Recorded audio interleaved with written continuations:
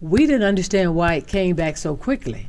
He came back the next day and said to us that because it was in bankruptcy, the judge had already said whoever makes an offer, whatever the offer is, we had to accept it. God literally kept anybody from buying that land all those years just because he knew that we were coming. Buy it or develop it or do anything with it, waiting for us, just obeying. You know, Bishop, and if we go back a little bit, we had some little hiccups along the way because we were trying to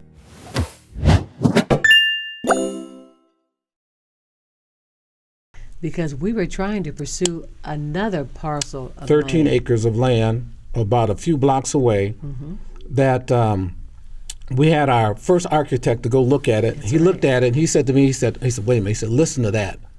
And so he and I are looking at the land that we're trying to make an offer on to see if we could build a building there. It was 13 acres. And he said, oh, I don't know. I said, what? He said, listen. I said, listen. I said, listen to land? He said, listen to that. And he was trying to get me to listen to the type of birds singing on the land, all right? He said, hear that? And then he explained to me. I said, well, so what does that mean? He said, you have what's called wetlands on this land, federally controlled wetlands that you cannot build upon unless you dig the wetland up and pay to have the wetland planted somewhere else. You know, it was a mess. So God canceled that because that's not what he wanted for us. It's not just what God gives you, it's what God keeps you from as he gives you what he wants to give you. Okay, I remember the wetlands, Bishop, but I think what I remember most, we were about to purchase this.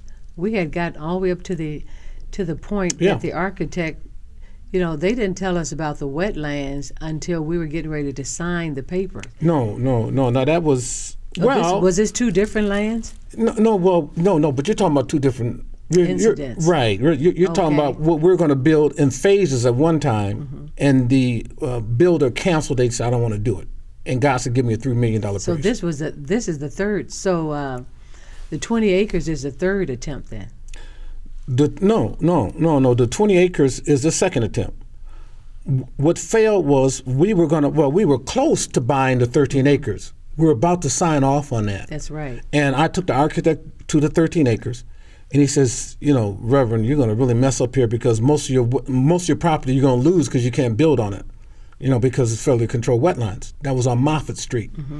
And so from then I was devastated because we didn't have any land. That's when God told you to go to the land and walk. That was there, directly across the street from Plummer's Hall. He said, go there and walk north, east, south, and west. So the 13 acres was before the 20 acres. That's right. Okay. That's right. Okay. So, the most interesting part was when we were trying to purchase this particular land that I recall, and we got there and we had told the church that previous Sunday, though, we came back for midweek service, we're going to give them a surprise about the land. So, because they had raised so much money, and so we were supposed to come to church that day and tell the people where the land was going to be that we were building. But once we got there, we went to the meeting that day and found out that the architect did no longer want to do it. This is the time I'm trying to remember. No, you are confused that. No, you're absolutely right, but that's a different situation. Okay. You're talking about after we had purchased the 20 acres and had it. Now the architect was ready to build the temple in phases, and we were going to do it for like $1.5 million. Right. Okay. Then we go to the meeting to sign the paper for the construction guy, the builder, to start building. We're there with contracts on the table. He just gets up and says, I don't want to do it. Just like that. Okay. That's when and that's why I was really disappointed. That was a Tuesday night, and we had to go back to Tuesday night intercessory prayer. And I'm driving up there, and the Lord tells me, when you get there, tell the people to give me a $3 million praise. That was midweek service. Because, we were in midweek service. That was a Wednesday, midweek service, because you turned to me and said, we have to make an announcement now. We were in service at Plumbers. And you said, honey, you want to say something first? I said, no, I don't want to say anything. I was so hurt and embarrassed. I didn't want to have to stand up there before them. So that's when you took the mic and you got up and announced that we had to raise more money. And $1.5 million, that was a lot of money to us back during that time. Yeah. So I remember when we were driving there, I said, oh my God, this is so embarrassing. I said, we've already told these people that we're going to raise this money, and now we got to go in here and tell them that the contractor is not going to accept what we offered. I said, why would they wait to this last minute to tell us this? So it was very, very hard. So my heart was just in my lap. I didn't want to have to say anything. It was difficult to walk in there. So Bishop, you walked in there, and you said, honey, now would you want to say something first? I said, no, I don't want to say anything, because I didn't even know what to say. So you get up and you explain the situation, and you never said, but we believe God that he's going to change these architects' mind, and we believe God's going to make these architects come back down to that 1.5 million. Matter of fact, God can make them just do $1 million. You didn't say that. Now, these people are trying to raise $1 million, and you know what? You said, but would you know what the Lord is telling me? The Lord is saying we need to give him a $3 million praise. I said, $3 million? We don't even have 1 point. So I thought people was going to throw apples at you and everything. But the whole church jumped up and started shouting and praising God. Yeah. You never tried to get to convince us that we can pray for these architects and let them come down to less than $1.5 million.